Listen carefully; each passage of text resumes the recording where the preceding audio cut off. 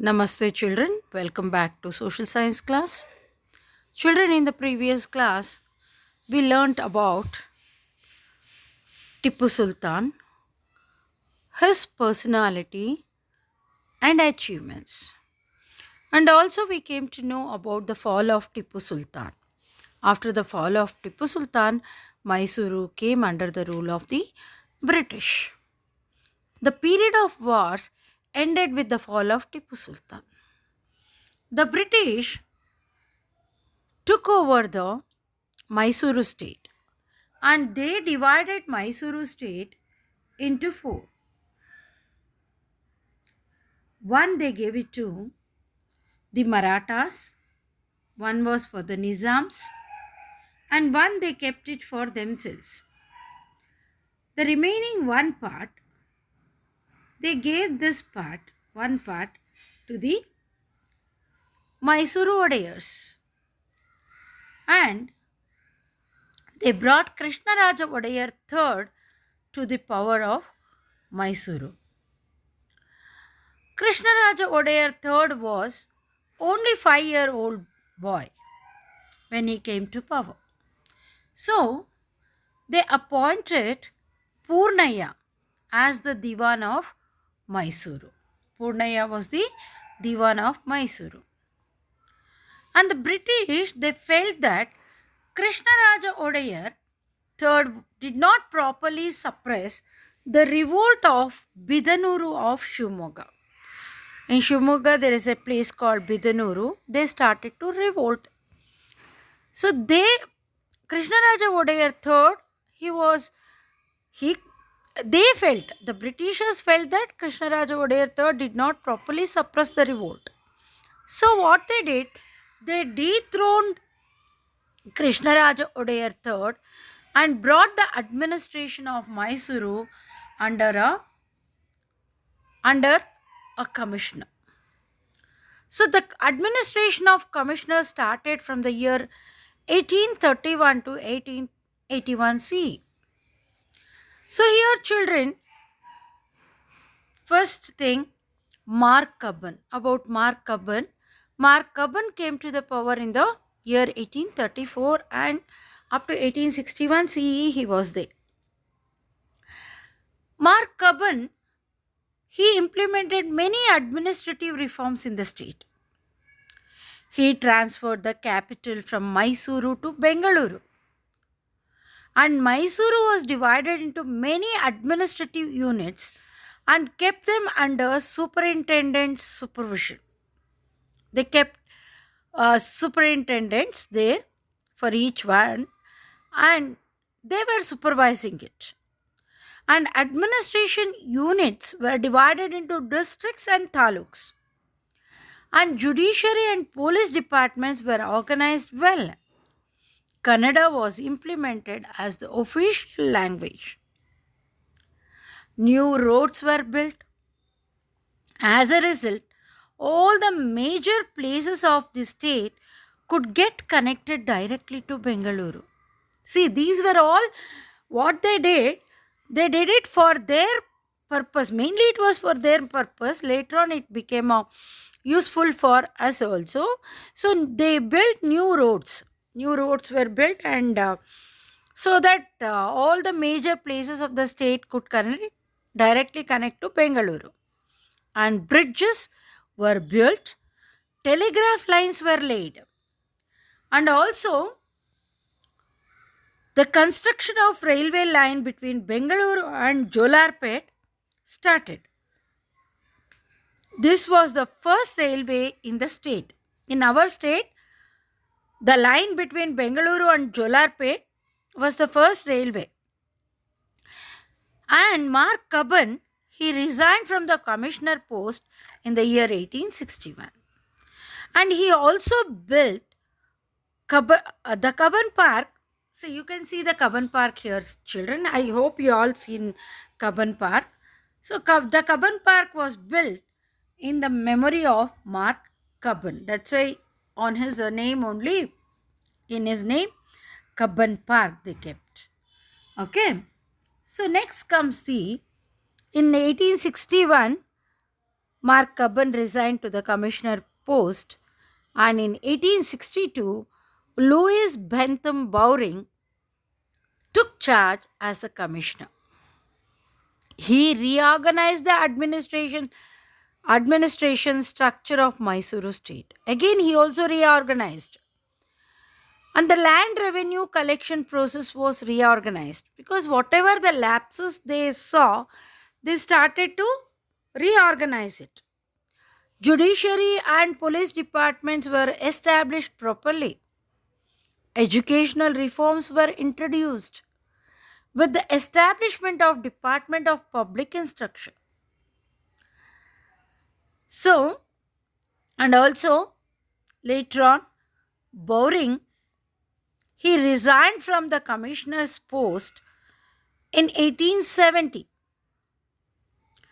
and the Mysuru commissioner laid the strong foundation for the development of Mysuru state. And in his memory only, children Bowring Hospital, it has been built in Bengaluru. And after Louis Bentham Bowring, then in the year 1881, nearly 10 years it was with others. Later on in the year 1881, Chamaraja Wodeyar X, he came to power. In the year 1881, the British, they handed over the administration of the state again to the Chamaraja Wodeyar X. So again they gave, this incident is called Punardana, as though it was ours only. But also they took it and then again they handed over the administration for the Wodeyars. So that was called as the Punardana.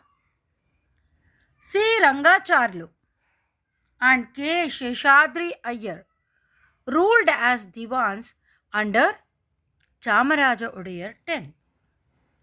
In the year 1881, People Representative Assembly started functioning. After Chamaraja Wodeyar X, then in the year, later on some others, they were all ruling. Then comes the Nalvadi Krishnaraja Wodeyar or Krishnaraja Wodeyar IV. He started 1902 up to 1940 CE, he ruled. Chamaraja Wodeyar X, he died in Calcutta while he was on a visit. Chamaraja Wodeyar X, he went to visit Calcutta, but while on his visit, he died there. Then Nalvadi Krishnaraja Wodeyar ascended the throne as his successor in the year 1895. 95 only he became the successor. But at that time he was only 11 years old. So the administration was run by his mother Nanjammani, and the direct rule in Nalvadi, the direct rule of Nalvadi Krishnaraja Wodeyar started from the year 1902, because up to that Nanjammani was looking after as he was a child. Nalvadi was well educated and laid a firm foundation for the modern state during his long reign, because up to 1940 he ruled around 38 years. He was visionary and also he had a soft corner for the welfare of the downtrodden, those who were very poor, weaker sections. They are called downtrodden. So he had a soft corner towards them. He formed Miller Commission in order to ensure the participation of all sections of the society in the administration. So let us see the achievements of Nalvadi Krishnaraja Wodeyar. He gave 371 acres of land and 5 lakh rupees grants to J.N. Tata, children to J.N. Tata, he gave to start a science institution in Bengaluru. And in the year 1907, Legislative Assembly was established. This enabled the people to discuss their problem through their representatives. As we are running now, like that, he started Legislative Assembly in the year 1907. And also he built KRS Dam, and he developed agriculture in the state because irrigation was easy by building this KRS Dam, the storage of water. And the present Mysuru Palace was completed in the year 1910. The year 1910, the Mysuru Palace was completed, and the Mysuru Economic Conference was started in the year 1911.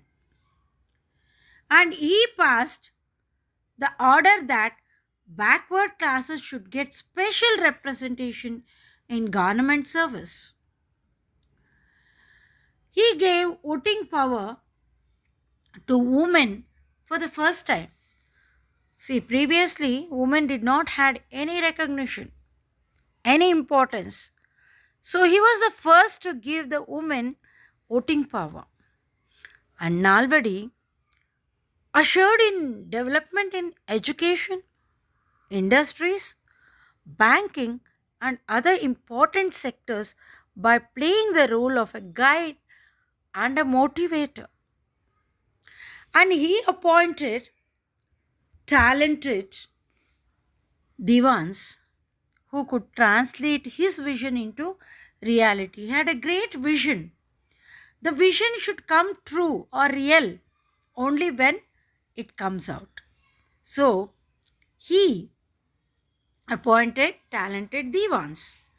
Sir M. Vishweshwaraya and Sir Mirza Ismail are important divans among them. Mahatma Gandhiji called the Mysuru state of Nalvadi as the Ramarajya and called him Rajyashri. There was no mature ruler like Nalvadi Krishnaraja Wodeyar in the early part of 20th century. Such a great king was Nalvadi Krishnaraja Wodeyar. We must be very proud that our state had such a great king. And Mysuru Palace was built in the year 1910, and a huge fire was destroyed. A huge fire destroyed the previous wooden palace. There was a wooden palace previously that was destroyed by a huge fire. So only Mysore Palace was built in the year 1910.